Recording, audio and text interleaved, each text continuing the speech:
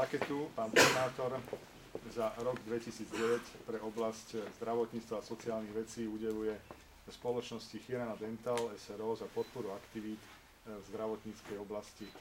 Cenu preberá pán generálny riaditeľ inžinier Miroslav Beráš.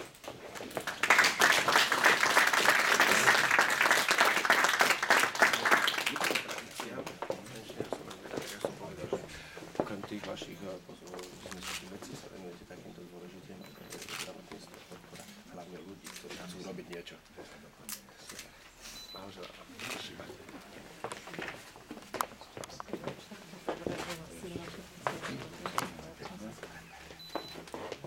Takže ja sám robím na kresle, ktoré ste vy vyrobil, alebo vaša organizácia, vaši kolegovia.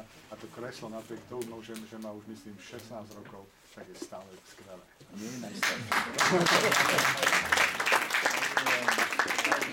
Ďakujem za vytvorenie výborného mena. Ďakujem.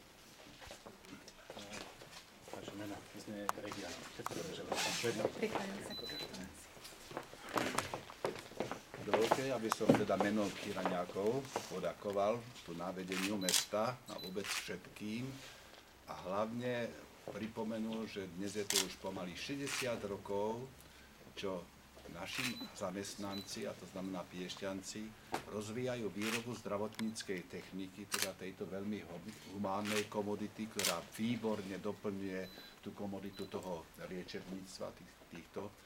A máme skutočne veľmi slušné výsledky svojej práce za tie roky. Prešlo bránami našej firmy možno 10 000 Piešťancov za tie roky. Vychovali sme veľmi dobrých obchodníkov v rámci Chirana Export Import. Opravovali sme zdravotnícku techniku.